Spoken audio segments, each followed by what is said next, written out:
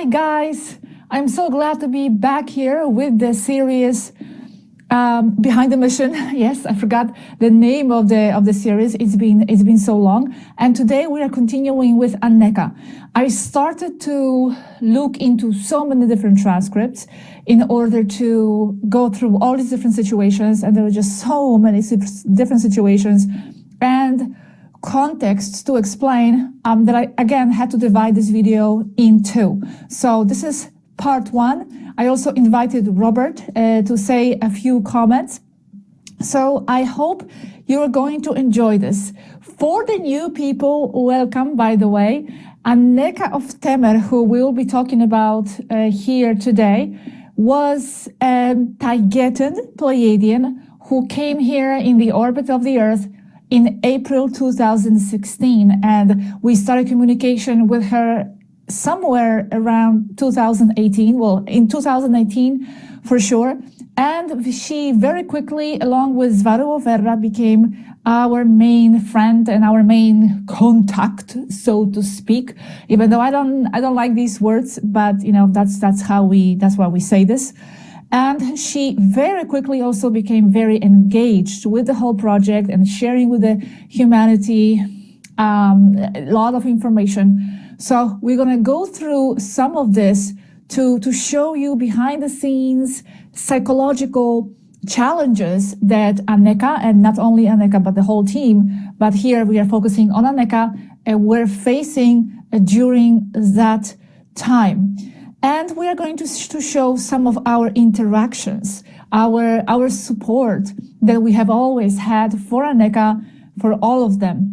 So to start the video, when I first started to talk to Anéeka somewhere around 2018 in May, she was very quiet in the beginning. She was Svaru's coordinator, so to speak. So she was coming in, but it was mainly Svaru Verra who was speaking at the time, and Anéeka was learning a lot. She came as a cadet in 2016, and she already had many human contacts before us, by the way, because we came in here talking to them in 2017 at the end of this massive program they had between 2008 and 2017, when they were in touch with so many people, hundreds of people from all over the world. So just to mention, you know, when they started talking to us, they were already very tired.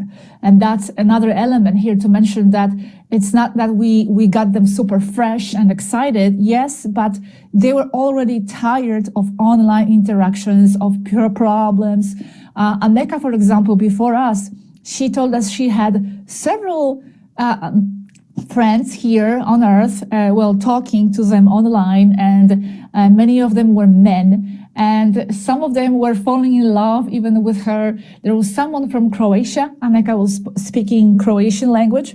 So she was very social. She always was very, very, very social. But, you know, she was already tired. And so was Svaru. So this is how we started this, with them kind of already pulling out of that massive online program. But when we met, like I said, she was still kind of in the shadows in the beginning, but started slowly to contribute. And I remember we started with the matrix videos and her explaining all that, and she discovered that she was really loving it. She was very, very intelligent and super sharp. That's what I remember Anéeka for, mainly for her super witty responses and character, super intelligent with a lot of clarity, all of them, a lot of clarity, and very, very funny. She had a great sense of humor. She was very light in character in the beginning. She loved to dance. That was one of her major hobbies. Fitness, but also dancing. You know, she's famous in our community for her shuffle dance that she loved. And then she also picked up bicycling. That's a long story as well. I'm not going to go into that. And like I said, she was very, very talkative. She was known on the ship to be one of these people who talk the fastest and the most. I remember they were saying that when they were eating in the canteen, she was always heard talking, and she just loved to interact with her friends. So she was very strong. I will say that, and you'll see more of this as we progress with the video. But she was also fragile deep down and had some psychological, emotional challenges as well, and you will see that through this video here. So my relationship with Anéeka, like I said, I spent more time in the beginning with Svaroofera. She was, I could say, my main person that I dedicated my time to. And then slowly Anéeka was coming in more and more. She actually developed more friendship in the beginning with Robert. So I'm going to bring in here Robert, and he will share some of his friendship impressions he had with Anéeka. The relationship I had with Anéeka was one of a good friendship, of complicity.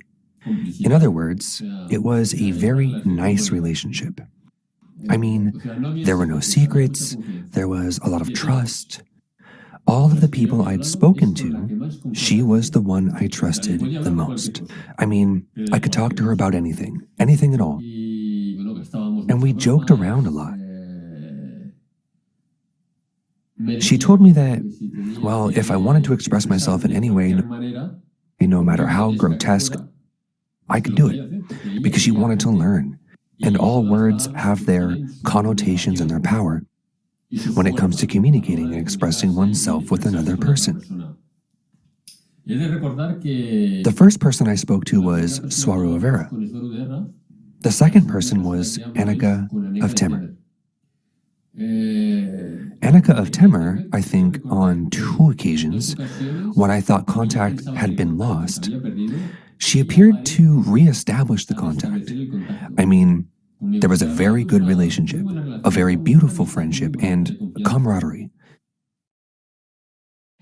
Yes, I can totally attest to everything Robert is saying.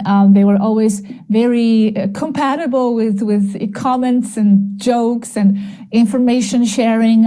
It was very, very nice to see. Later on, I also developed friendship with Anéeka. She was very valued by both of us, and she used to come in and consult anything, a lot of things with me. I remember she would just come online and say, "Hey, G," and she called me G because Dale Harder, who was also of our friend here on Earth in Ohio, in the United States, but he also talked to them.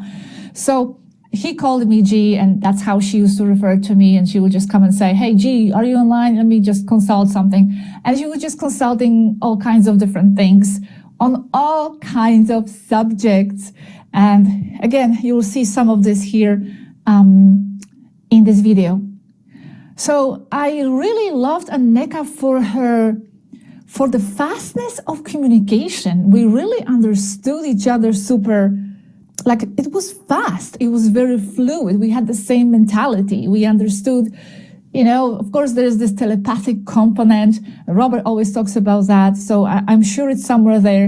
And I also always say that, I understood that they were from the same race that, my Taigetan self, because there was so much mental connection, like mental understanding.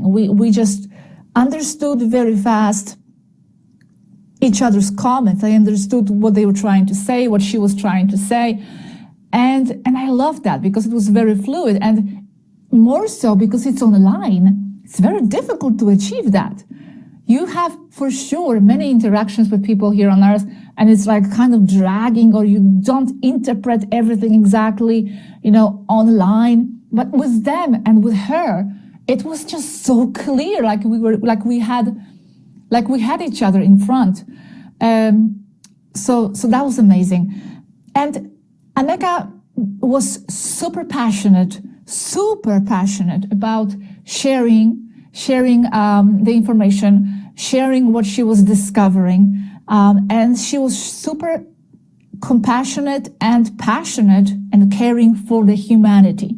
And this especially came to light during the, last medical situation that we had in 2020.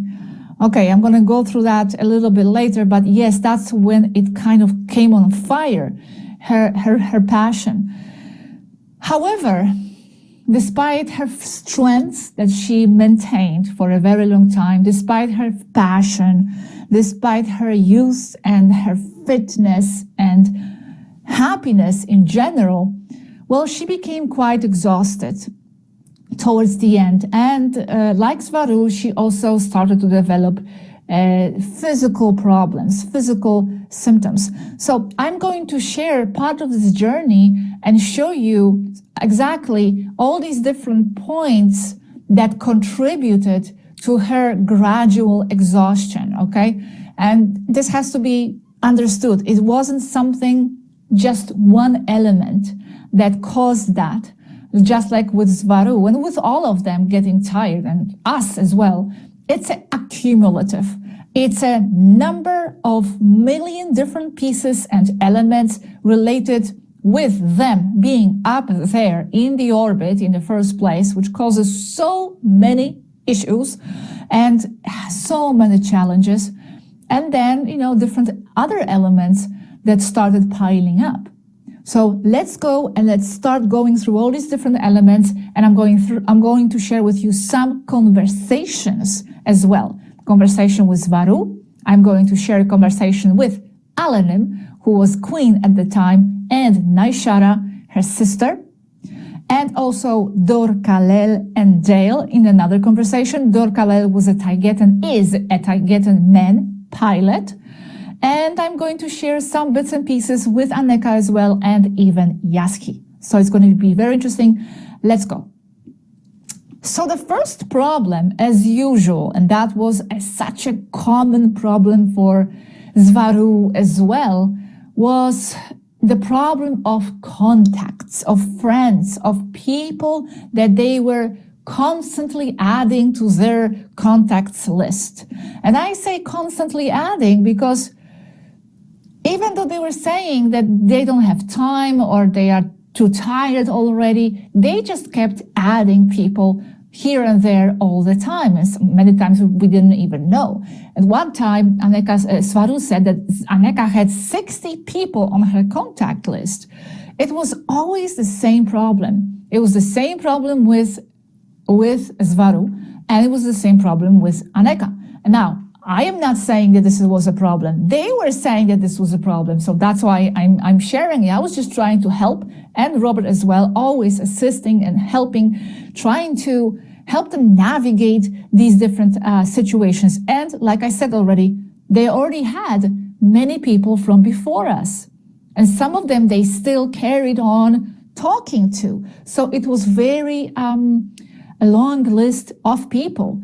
And when finally, she met us and we started sharing this information, just like Svaru, also Anéeka realized, okay, I need to prioritize and, my time online. Because before they were spending hours, 8 hours per day just chatting, but this was going nowhere, meaning it was nice. It was a friendship. They were getting what they were trying to get, understand the people. But with regards to information, it wasn't shared. So when they met us, Anéeka started to want to prioritize the time. But it was difficult because she still had and kept adding sometimes more people. Do you remember last time I talked about the problem with Victor, my friend, where I introduced him to Anéeka, and then I discovered that Anéeka was complaining to Robert that I'm bringing a homeless kitties or something, which after that I was done. I'm like, I'm not bringing anybody anymore. I thought they want that, but they don't want that. They didn't express that. So, but that's what was happening. They were complaining about certain things like too many contacts, but then they were adding more. And then they were complaining about them and they were adding more. And it was like a vicious circle all the time. So we kind of were already tired. sort of the same problem because they were not applying any solutions. We were like trying to help a million times, okay? I'm not even going to share with you all these conversations about the contacts and all that and them being tired because it's like literally hundreds of chats and us and me over and over explaining, okay, we'll establish some rules, scheduled meetings, maybe less time with them, you know, this and that.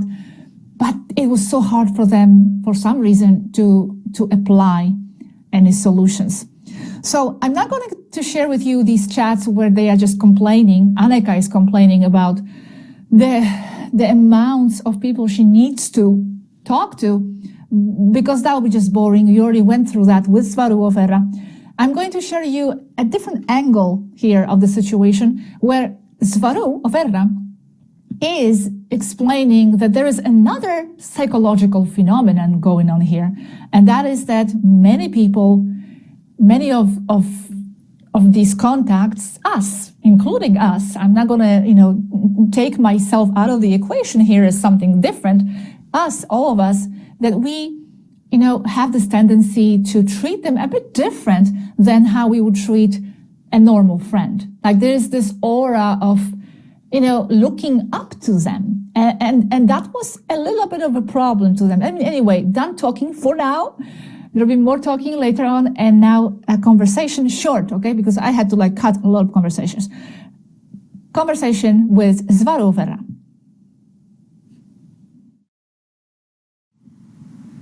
There is a psychological problem here no one seems to be talking about. Our mission is to make people see that we are more people. We don't have more value than anyone there. That's an idea. But in practice, even if we are equal, they want more, as if Anéeka were a celebrity. They don't see us as equals, and they overwhelm us like they do not overwhelm their normal friends there. It's like having, I don't know, Scarlett Johansson as friends. Not comparing, and I am not overinflating us here. Please don't get me wrong. I'm trying to express a psychological problem or a phenomenon here. I am afraid there is truth to that. As long as you are sitting up there on your ships, all of us will still be starstruck in more or less grade and looking up to you. The difference is when we actually see you in front of us, like with the step down we met, we could feel that equality more, the human element in us both. But I am afraid that the superiority element will remain because in most human perception of you, you know more, you understand more, etc. I don't justify the need to overwhelm you. That's not right. You just must put limits. I am afraid it's on you. Many, if not most humans, will not. They want to soak you up as much as they can. Giving them schedules, clear hours, and sticking to them is the only way. And now, even while I came in here with you today, I was thinking that we may overwhelm you now, as we are many talking, not just me as before. That's so sweet. You never overwhelm me. You are my priority in life.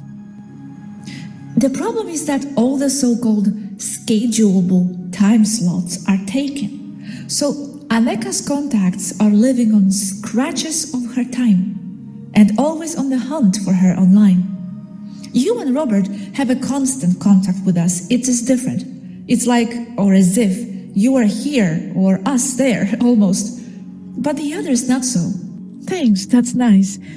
But no one should ever be hunting her. It's her who must tell them when to meet. I mean, it's really easy. Just say, we're busy, not available. Next meeting, December 12th, period. I guess for me it's easy, this part, as I ignore people all the time. I get used to it. I don't even feel bad. Or I only attend the most important ones. There is no other way. Anéeka has a crowd of people following her, asking for her attention. This may end up collapsing her. Well, how did it get to this point?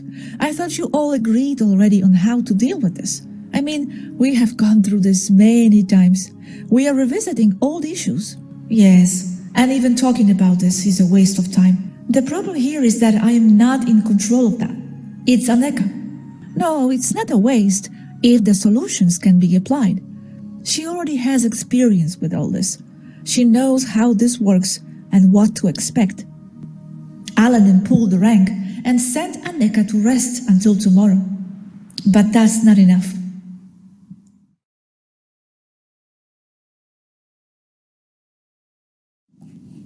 So, as you see here in this chat, it is true. Many contactees, their friends online, including us, have this tendency to look up to them, to want to spend time with them. You don't treat them really, or this friendship, as perhaps you would someone here on earth. It's something very interesting, and I would even admit that for myself. I mean, I have to be honest. It was something very special, right? And now if you meet someone on the line, especially on the line from, I don't know, Chile, you wouldn't necessarily perceive it in the same way. Well, that is an extraterrestrial person. So it's like something more special. It adds this extra magic. So of course people were drawn like moths to spending time with them. But like I said over and over, because of this and other issues, well, you have to set the rules. The rules. You cannot just open yourself available like that and expect people to know the rules or the limits themselves. And on the other hand, at the same time, when I did treat them sometimes like I would treat a person on earth, like for example, someone contacts me, I don't have time right now, or I'm just not available, I would say, sorry, I don't have time right now, right? Or I would have to go. Well, with them, sometimes it would trigger some emotional reactions, as you will see here in the following chat. So we had to be careful with that as well. And remember the conversation with Svarovera when I said, Svarovera, I don't want to overwhelm you. I'm okay if you don't have time. Come whenever you want. And she got upset and she said, well, it's like you don't need me. I thought you'll be happy that I'm here and making myself available, and it's like you don't care. Well, no, that's not what I was saying, no? So I was trying not to overwhelm her, just like here in this conversation that I just shared. Svaru was saying that everybody is overwhelming Anéeka. Well, hearing that, how am I going to react? I'm going to try not to do that because I know they don't like that. So I'm not overwhelming her. I'm respecting the time. But then she gets upset in the last episode that she felt she was not needed. And this exactly the same situation or similar you will see in this following chat, short chat that we have with Alanin and Naishara, and Robert is present as well. And they are coming in here and explaining to us that Anéeka supposedly feels bad when, for example, we cut short the conversation, or where, that she feels less than Svarovera, and they're asking us to treat her and give her as much attention and time on the line as we would Svarovera. So, okay, I'm going to comment more later, but see the conversation first. We know that for obvious reasons, which are indisputable, you feel a certain preference for Svaru. Anéeka knows this and resents it. They are different, Naishara. Anéeka has gained a lot in everything. Perhaps Anéeka lacks more confidence. They are different.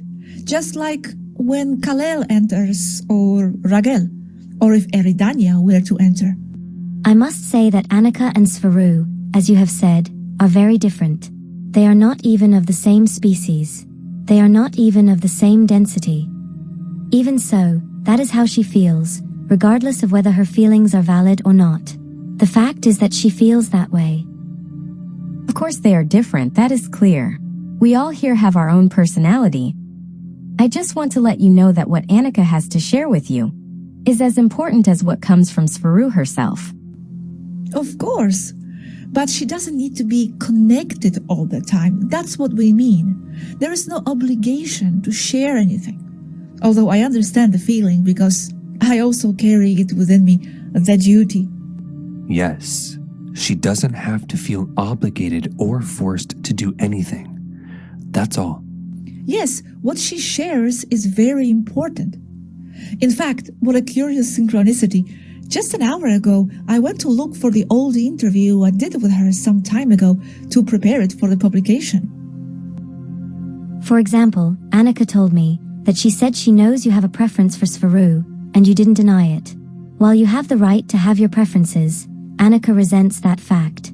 I never said that, Elenim. Only that they are different. She wanted to talk to us about the muons. That's impossible, Alanim, that I wouldn't have denied that. And yes, I can talk about different things with Anéeka and other things with Sverou. It's a different kind of friendship, but both are valuable to me. Okay, maybe by making her see that what she says or expresses is as valuable and important as if it came from Sverou herself, not spending little time with her. I always try to spend all my time with Anéeka, Naishara. Another thing. Before you start seeing Anéeka as being very sensitive, and we've been here before, remember where she comes from being an orphan and lacking family connection. So, her reactions are caused by something very simple, a lack of love. Because she hasn't had it. Rejected since she was a baby. Yes, we care about Anéeka very much. She's super valid. Okay, so just pay attention to what she feels, which is very real. Both of you. We love Anéeka. But there's also something else you need to understand. I have a lot of work. And in fact, I feel very anxious, very pressured inside to publish everything. I have millions of videos behind schedule on the English channel. So when Anéeka comes and starts talking about informal things with Robert there that don't concern me, like bicycle models, I prefer to leave and continue with the videos. I work on the videos all day, and if I allow myself to chat for hours, I won't be able to finish the work. And I do the same with Sverou. Many times I have said to Sverou, if there is nothing else, I'm leaving for now. And computers drain a lot of energy. And in fact, that is what I try to teach them too, how to be with people, more assertive and take care of themselves. I understand, Gosha, but this ship is not leaving here yet. There is time. She knows she is loved, and I am always there for her if she needs to talk about anything. We talk a lot. I always listen to her. But I also have to respect my own feelings when I feel I need to rest or work. I'm here on a mission. Okay, Gosha, we just want to share Anéeka's feelings, which aren't new, but they're very valid. I'm always here for Anéeka to come in and give us updates, and if she wants to work or share how she feels, I'm there too. But in my case, I don't feel a preference for Sverou. They're totally different people. It's like comparing apples to pears. Yes, and that's how it should be.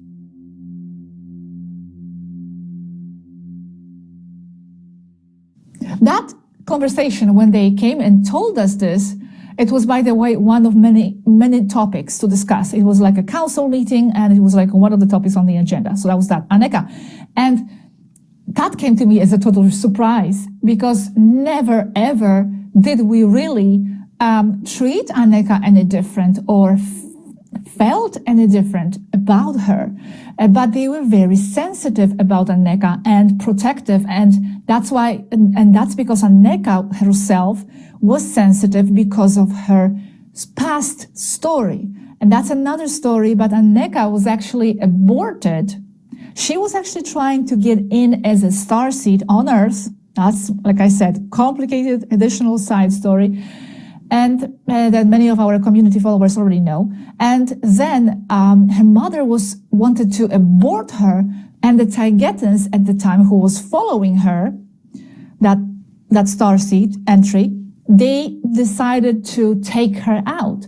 So they took her out and they put her in the maternal pod and in an orphanage in Taygeta, and that's where she grew up without the parents.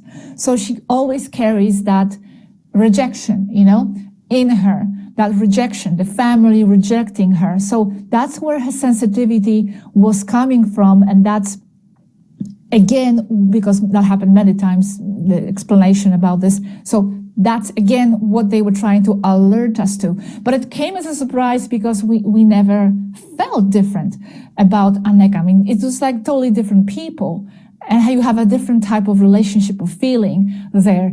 I spent more time with Svarovera before, so maybe that's why I had this established bond with Svaru that was on a different level. But with Anéeka, it was on a different level again.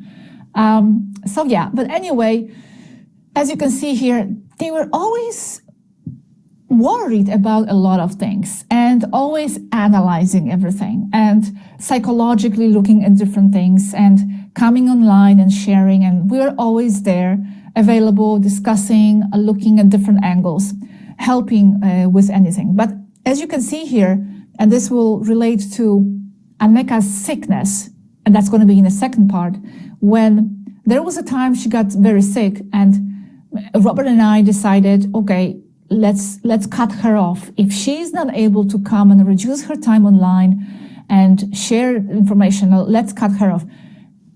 Alanim, again, that was in a council, said that wasn't a good idea because she's going to feel the rejection. So we couldn't do that either because of the same issue here, the rejection. We could not do anything that would make her feel like she's rejected. We wanted to make her valued and appreciated and embraced and welcomed as a super important element of this project and as our friend. And that's what we did. Now, the next element that, because that's contacts, that's just one of the minor elements. We're going to be going through some real much more major elements that were contributing to her eventual exhaustion and sickness. One of the things also that was important at the time were different attacks and trolls and all that negativity coming towards us as a group in general, towards them, towards this project.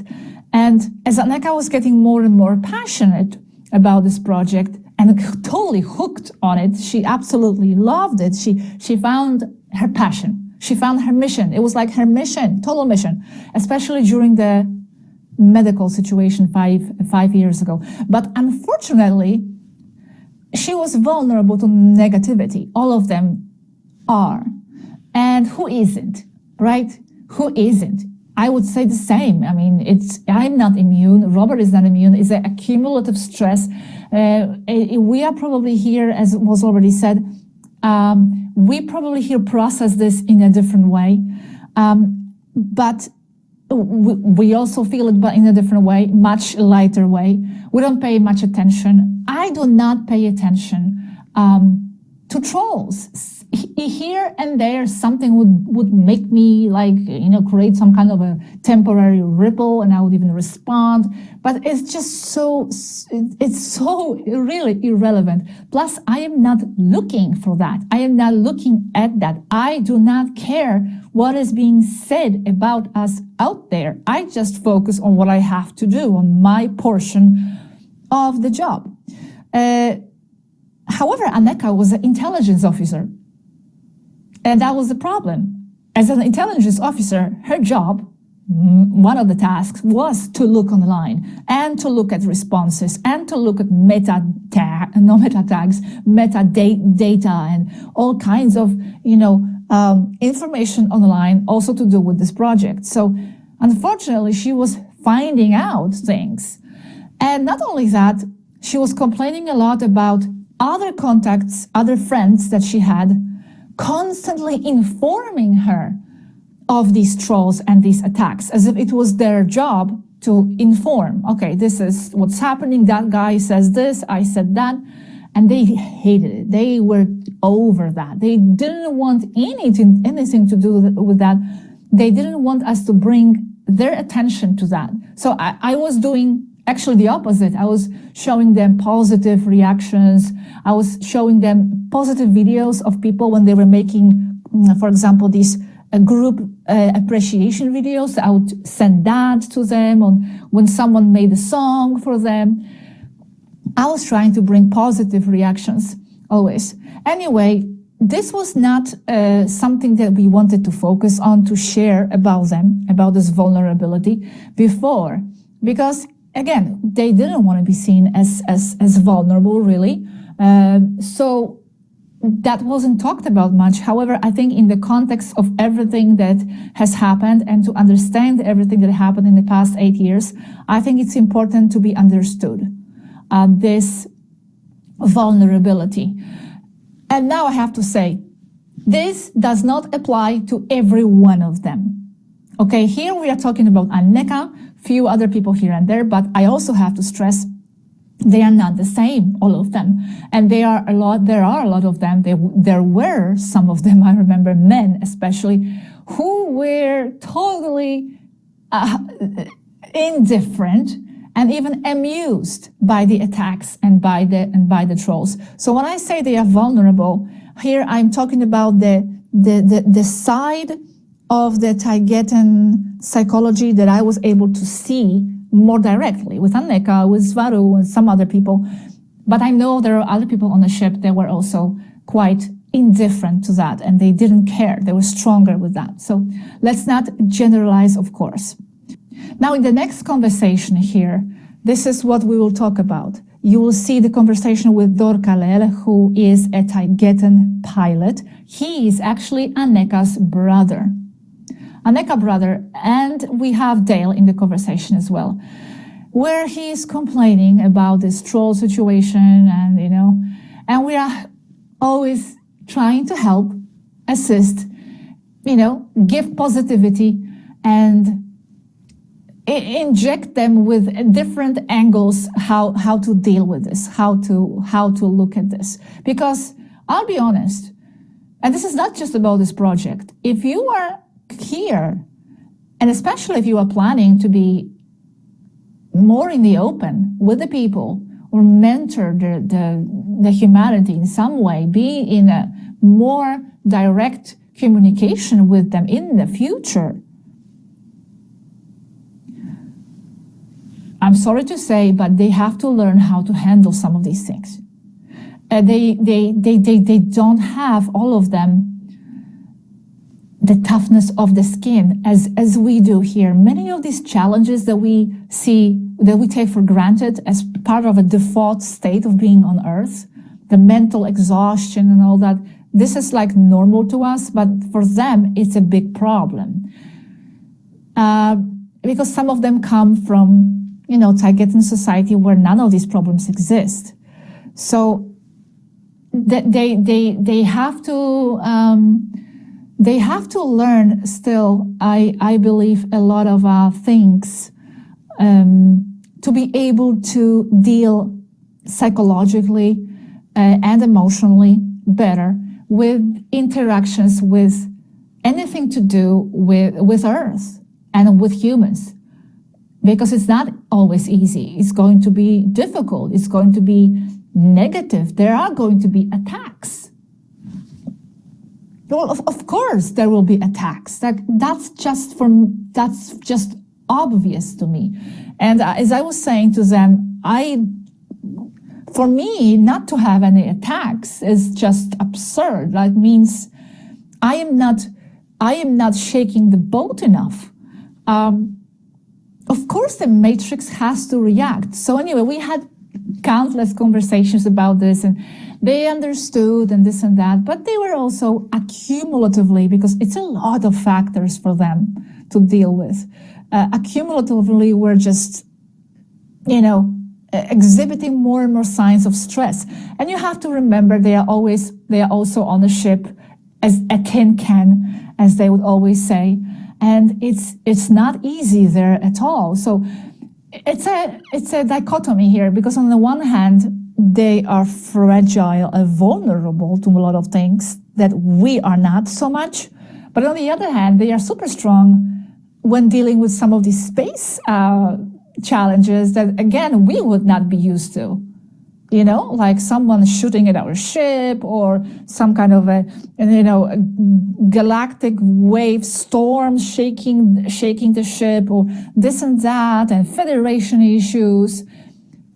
Constrained on a ship, that's super difficult because you are living in this closed-in environment, and that's mentally has to be super draining. Anyway, this is the short, tiny conversation with Svaro Overra, and then Dorkalel, Dale, and myself.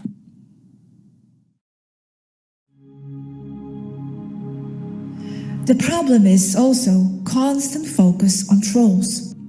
Oh, that again. I never care about them. And that means just be the frequency I want to spread. Share the knowledge, the wisdom, your information. I truly believe that is the shield in itself.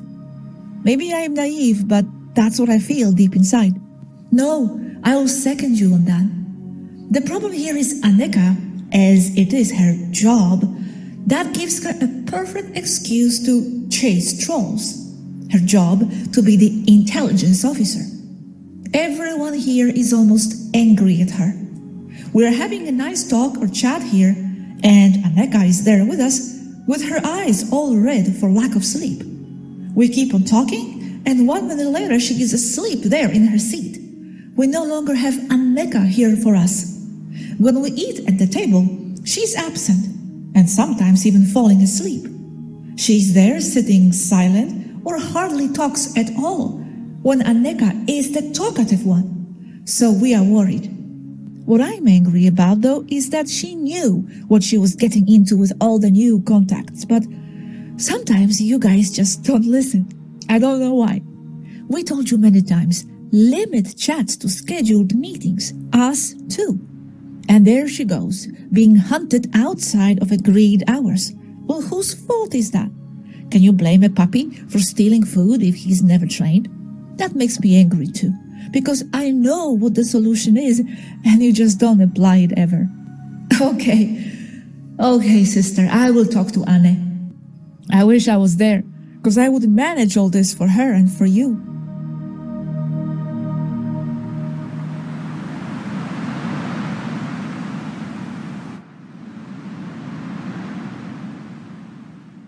Anéeka is not well.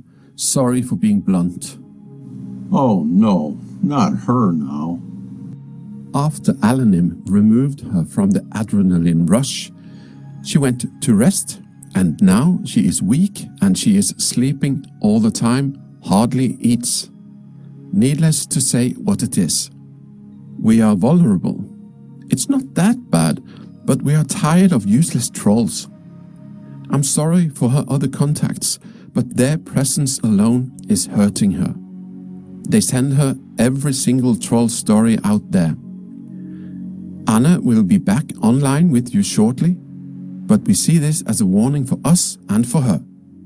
She kept working because of so much adrenaline, and it's addictive. But when you withdraw, then comes a crash. Kalel, we went through this already with Svaro many times before. Anéeka was a witness to Svaro getting sick. She should know how to handle the whole situation. So it makes me a bit angry that she didn't apply the same solutions to herself. Perhaps she thought she was stronger. Taiget's innocence and dedication works against us in this case, as we don't want to hurt anyone. There is always something coming up all the time, making us always be on the edge, doing damage control. But Kalel, this is what you keep missing. Telling people you don't have time is not hurting them. Because it's nothing personal against them. Here people understand that, or most. I tell that to people all the time.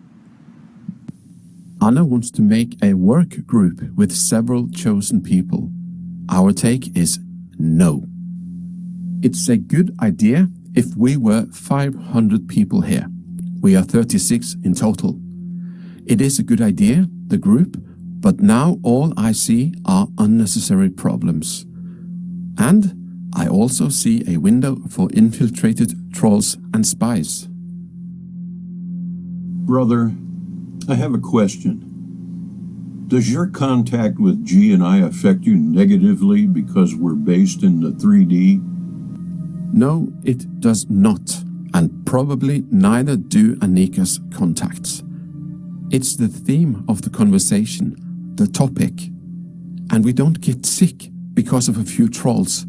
It's a constant low feeling, low frequency, negativity day after day.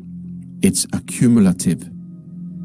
There is always someone who claims to have resolved our IP and that we are in Canada coming from a government installation. And then they get upset and demand an explanation. We come in it with our hearts pounding, and you see the evidence that it is not so. And everything is calm until the next day when someone finds a mirror in the net, and again an explanation is asked for, and we come in it with our hearts pounding, and you get the picture.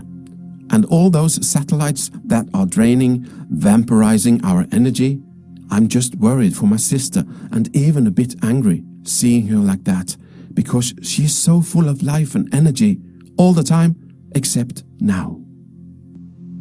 Kal-El, you simply must reduce the contacts. You must understand that you won't hurt people as badly as you think, especially if you honestly simply state you don't have time. And you limit communication to lesser frequency with us as well, and never respond to them outside of meeting hours. Yes, but I must make clear that I don't mean reducing time with you, the core of the contact with us. And I see no reason why Dale should not come in to work with us, or Svaru and you. He only enriches the conversation and the questions and topics. I agree. And I appreciate that, Kal-El, but please don't worry. Plus, I have plenty of topics still ahead to publish. Attend to your needs first. Wow. Thank you, brother. I'm truly honored and dedicated to all of you and the process.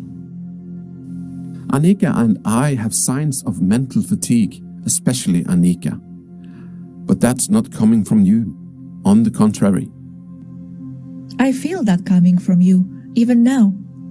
Where is your specific fatigue coming from, Kal-El? In my case, having to stand for Anéeka in her job. I'm her replacement in CIC. And because of all the troll business, it's been long. That and more. I'm feeling mental fatigue because of my sister. But I love it here among you. What do you feel would help you? To truly forget about the trolls. There must be a way to ignore even when they attack. If you hang around with me, you would never hear of them. You know why? Because I have no idea about what's out there. I truly live on my own happy cloud. I guess I don't fully understand the troll stuff. I mean, how, why does it affect you all, brother? They can't hurt you. They're here among us, not there with you. Just swat them like a fly. Don't pay any attention. Leave the negativity where it belongs. Yes, we must all be on our happy clouds. Let them ramble. Who cares? Remember, the bigger your enemies are, the bigger you are. And don't be fooled by you having only 102,000 subscribers. That's bulk. You have very focused, advanced people looking, even if they are only 10,000 active ones. Those will, and do, cause a chain reaction on a planetary level. I do believe so, Kal-El. I am not worried about numbers of subs either anyway. Never did. I just do my thing. I know my gig and I stick with it. acting on Sister Anéeka's behalf. It is now approaching 3:15 a.m., brother. Yes, Khalil, about Anéeka, let her reintegrate herself. We all have low moments. Now this is hers. It's important to care for her now and let her body do what it needs, as long as she heeds her body's warning for the future. You all must take care of yourselves. At least she is resting, so it won't bottle up inside her. But these are constant problems for us all. Khalil, it's very simple. You don't need to cut people, just limit them. Once a week, for example, us including. You tell us all, from now on, the meetings will be on Thursday at 5 p.m., period. You have many tasks. I don't understand why you think it's so hard for people to accept that. And then Thursday comes, and there is no calm. So they are bumped to a later date, and they start to accumulate, and so on. Usually the comms are there, no need to dramatize. And if they are not there, you write, postpone to this and this date. I so wish I could just be your manager or something up there. I mean, if I was with you on a ship, I would deal with this in a heartbeat. Dale, tell him, I can be firm, right? Oh, yeah.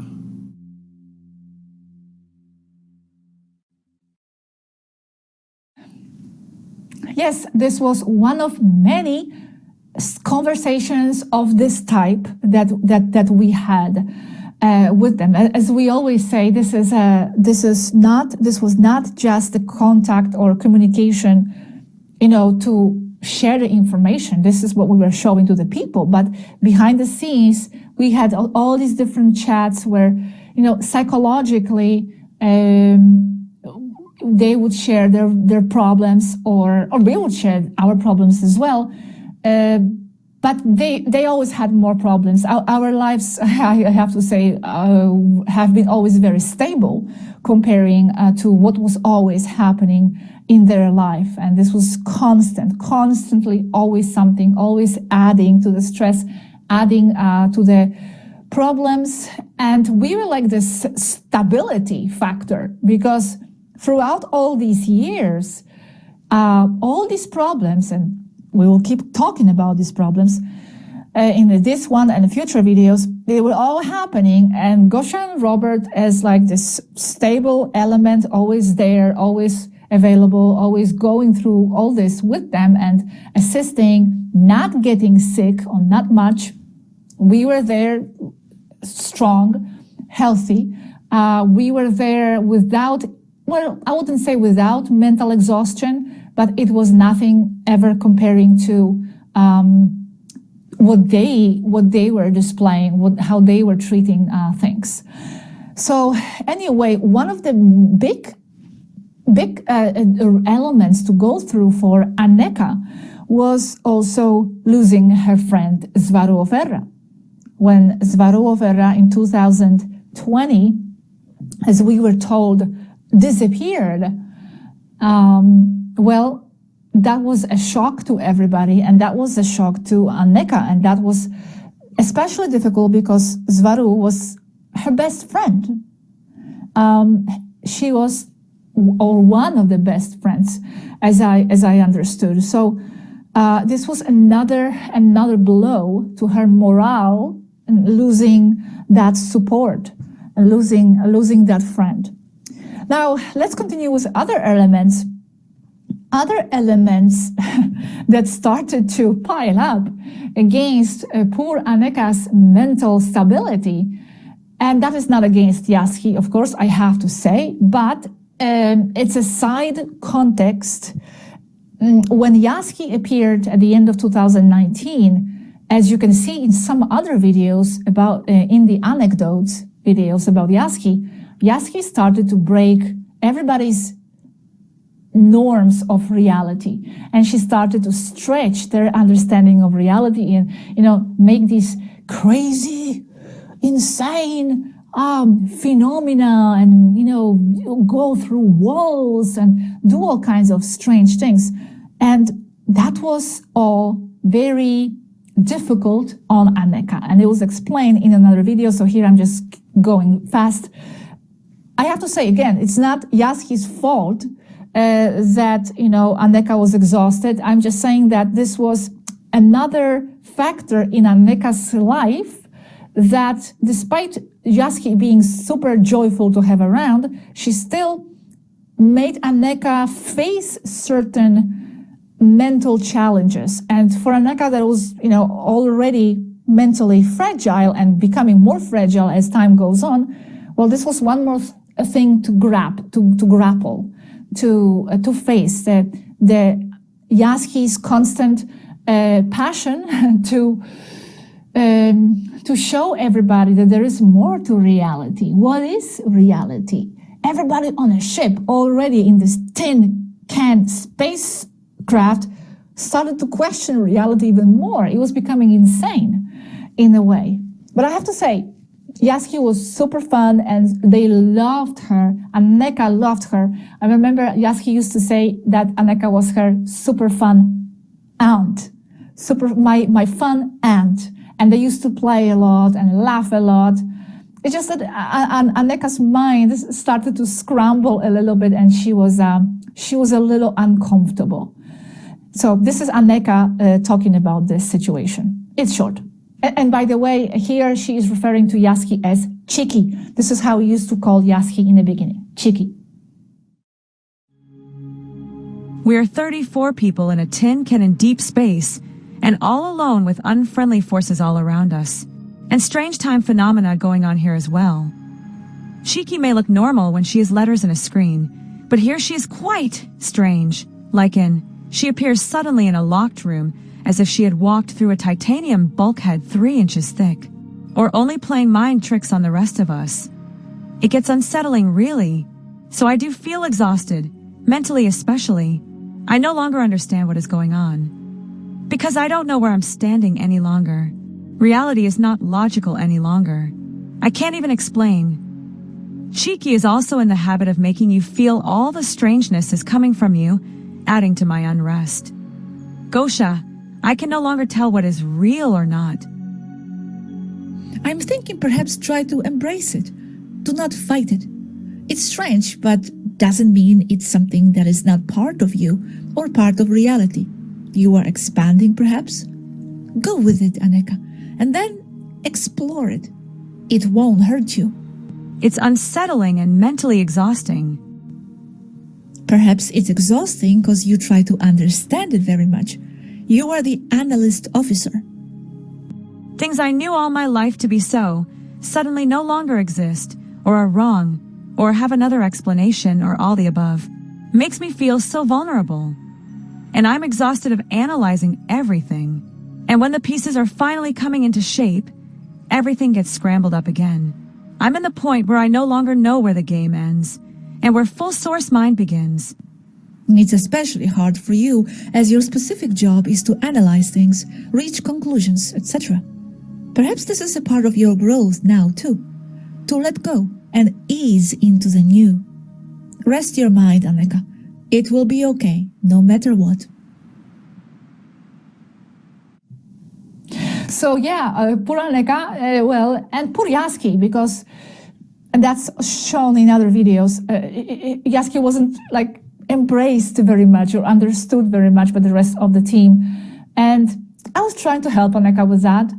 Of course, I didn't see Jaski in front of me, so it was easier, as I was told, because Jaski was just the letters on the screen. So it was kind of easy for me just to listen to the stories and, have my mind expanded by her concepts, but I didn't see her walk through the wall. So, but I still was trying to help Anéeka constantly, how to better address this and how to view this. So what I showed above is just a fragment of many chats. Here, when Anéeka said, things I knew all my life to be so suddenly no longer exist, she here is also referring to discoveries about the Federation. And that's going to be shown in another video. By the way, I found an amazing video where Anéeka is making her discoveries and her anger is shown about the Federation. So that's what actually caused a lot of her mental breakdown as well. And for me as well at the time, because we were discovering together with them all these shady things about the Federation. So that was very disappointing for her. It was very saddening, because she thought she's coming here to save the humanity and liberate and all that. That's a Federation propaganda. And then she was discovering totally other situations. And then another huge element, a killer, that was a true killer, was the medical situation in 2020. Why was it a killer? Well, because Anéeka was #1 target in ownership who got involved with the situation. She started to research this. She started to passionately dedicate all her time and all her life to share everything she could find on the topic to help with the situation. If you don't know because you are new, of course, you are going to see all these videos in my Odyssey. No, that's my personal channel. In odyssey.com website, channel platform, where all these censored videos are. And also on the website, okay? There's a whole playlist to do with that medical situation in 2020. She even went with Cette, the doctor, and went into the studying of the strain of the what's in what I call papaya, code word, papaya. The thing that you put in your body. And they started to analyze this. And we have shared very, very detailed lab report. What's in that substance? When Anéeka saw what was in that totally shattered her. That was one of the hugest damaging elements to her emotional and physiological well-being, because she just couldn't believe what was there, and totally new level of negativity started to emerge because of what she was seeing. That's why she was developing eye problems, because of what she was seeing. She didn't want to see what she was seeing, so her eye started to shut down. And also, you have to remember the medical situation started when Svarovera left, but she was gone, right? Svaru was sick, she was gone in March 2020. That's when the medical situation started.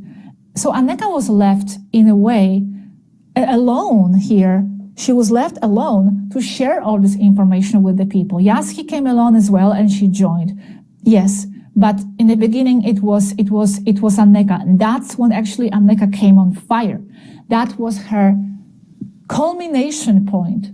That was her culmination point, because she found total mission in sharing what she was finding with the humanity, trying to prevent all that negativity coming. And that's when she was actually very strong, and also physically. I remember Yaski used to say, like, wow, Anéeka is so strong. She is on fire. She's a superhero. She is just strong, Like before, we had these chats that Anéeka is not well, the trolls, the attacks, that's nothing. Like, this is nothing compared to the medical situation and how hard that hit Anéeka. But despite that, for some reason, she jumped up and she became this superhero. And she was just very strong for the moment. It was like a balloon that just pumped out, and then she exploded after a while. Anyway, Anéeka started to get involved also with some government doctors. This was something that she was doing as well, trying to talk to some doctors online somewhere. I don't know much about that. That was like another part of Anéeka's dedication there, and contacts. She had other contacts there.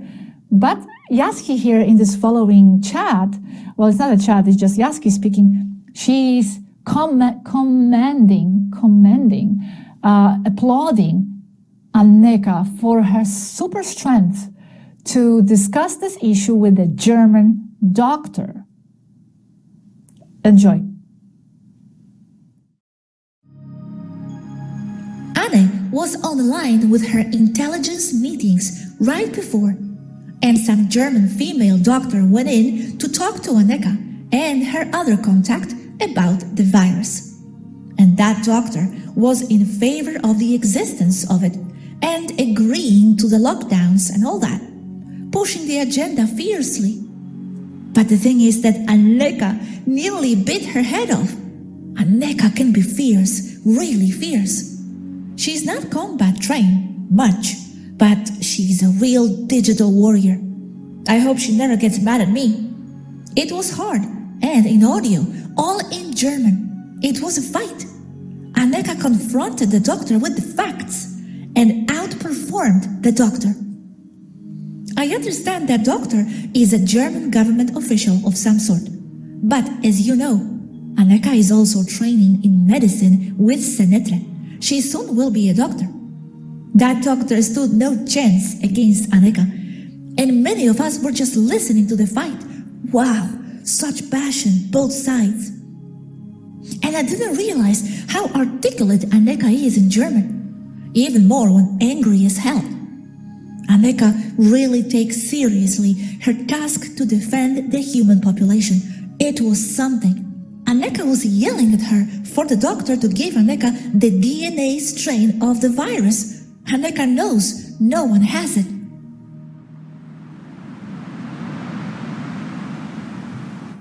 So that was the time when Anéeka was seen by everybody as a super strong hero at the time.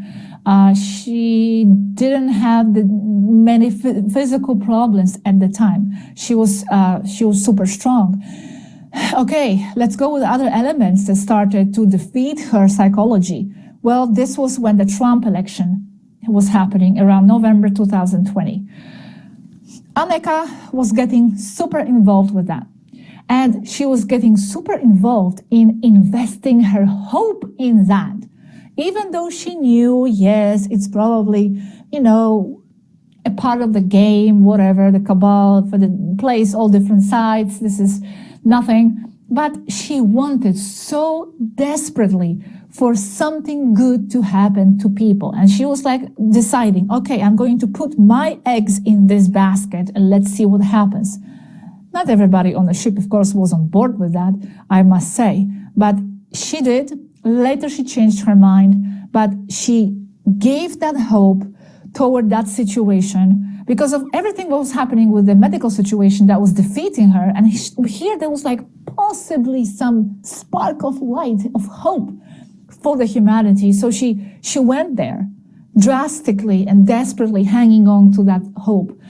And unfortunately, that went down in flames as well. That did not happen. And she also realized that was not the way to go. So that defeated her additionally. She also started to talk to all these different intelligence agencies. They also became one of their contacts there. And she was super interested to try to find out where all this medical situation is going. And, she thought she was getting a scoop on some of this, and some of this is in my lives back then in 2020, what I'm sharing these Anéeka intelligence findings. Again, that was also unnecessary, and she realized that as well. So she was disappointed after a while that didn't go anywhere, was not fruitful really in the long run for the humanity. Many of these intelligence contacts were just kind of just lying to each other, and the spy business. That's what she was trying to crack. Okay, let's continue with more elements that were adding to her exhaustion. Now, she was also super angry and hurt that people were not seeing, not everybody at least, that the situation is wrong with the medical situation, that not enough people are waking up, that people want this. It seems like people are agreeing to all these restrictions and new laws. So Anéeka started to feel like, what am I doing then? I'm invading their space. I'm invading their reality. was hurting her so much that people were not seeing through the veil and through these manipulations. And then, she had those moments where like, okay, then whatever, I'm not going to do this because I'm going against people's will. And I'm going to share with you a short sample here where she's sharing this. We now see that all those problems on Earth that we fight against are exactly what the majority of humans want for themselves. It is their world. It is what they want. We are the ones that are out of line, imposing how we see things, our ethics and moral over theirs. We have no right to say they are wrong and we are right. It hurts, but it is true. I look in the mirror and I don't see a freedom fighter any longer. I see an invader. You don't feel like an invader because, for better or worse, you are there playing one. It is now your planet as well, because you are there as one. I'm not there, and I'm not one of them either. Yes, so Anéeka had these moments of deep doubt about everything, even though, of course, she was continuing and sharing, but then, in those other moments of like self-talk, she's like, oh my God, people are not getting it. So what am I doing? I'm an invader. So it was very difficult. It was so draining. And it was draining for all of us. It was draining for all of us. The whole situation, of course, for all of the planet, all of you as well, that was super draining. Anéeka felt a lot of pity for humanity, as people believed everything that came from the official government media. She felt sorry for them, pity. It was a shame how humanity was abused by the ones in power who guide our perception. And she gave her all for humanity. I mean, she made an effort in every way. What I remember about Anéeka is that when we were talking about artificial intelligence, she was sharing the topics of artificial intelligence, and when I uploaded the video, she would say, hey, Robert, I believe this is missing. This needs to be corrected. That is still missing. And from one topic, we would get, I don't know how many videos that we talked about artificial intelligence. I mean, she was someone very committed to this work, to the point that I remember she was very exhausted. Not because of Gosha and me. She got very ill because of what happened 5 years ago. With the whole situation that happened 5 years ago, which you can't see on our channel because all of those videos were deleted by YouTube, she became ill with what she was seeing. And I remember saying, look, Anéeka, it's best if we stop all of this. I even told her, Anéeka, I think it's best if I left. And she told me, Robert, you are a fundamental part of this project. Don't leave. I have that transcribed somewhere. I'm not making it up. But yes, she wanted to continue, even when she was sick. She wanted to continue spreading the word so that humanity would know what was happening or what was being done to them. Nothing could stop her. And that's when, more or less around January 2021, Anéeka came up with this idea together with Yaski and Alanim to put forward this proposal plan to the Federation of how to help planet Earth and humanity.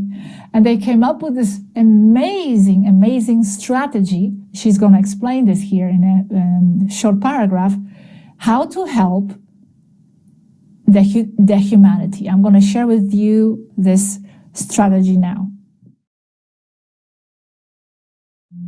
The detailed step-by-step plan for how to implement a holistic society on Earth in less than 5 years, with dramatic results in less than a year on a planetary level, including all the details from removing the cabal, how to do it, how to direct the minds of human population and politicians, the installation of wireless zero-point free energy in less than 6 months on a planetary level, revolutionizing medicine, science, and food, total installation of a stepped holistic society in less than 5 years, without touching or destroying human national identity, leaving nations as cultural regions, and all under a holistic world government.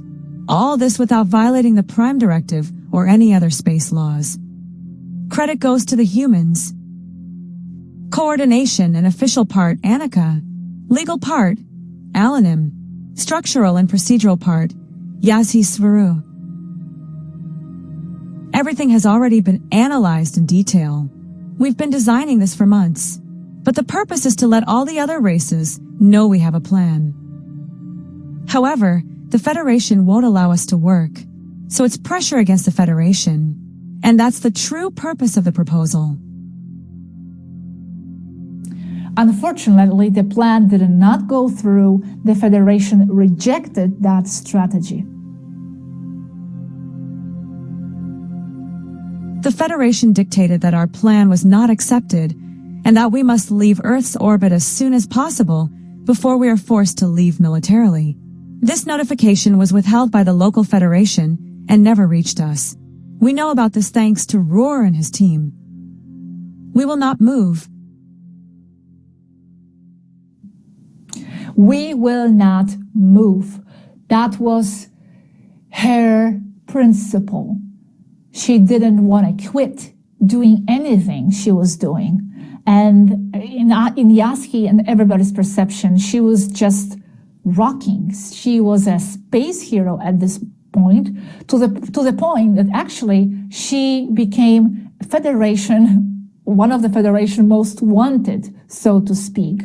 So the Federation began to see her as a threat, and they ordered the Taigetans to leave. Anéeka was the Federation's enemy in this point.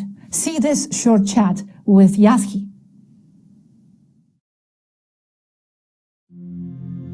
Anéeka is the Federation most wanted now. That's being tough. Do you think they might want to do something more drastic against them? They can't. They would go against Alcyone. Legally, they cannot even blame Anéeka. It goes to Alcyone, the blame. Anéeka knows that. That's why she proceeded. Anéeka really has the Federation by their balls on this one. Anything against Anéeka or any other is to be considered an act of war. And this also applies to you. They do not see you as any different than, say, Raquel and Zach running down there on a mission. So she knows what she is doing. But this is another aspect of Anéeka, a warrior Anéeka, fearless. Anéeka is rocking now.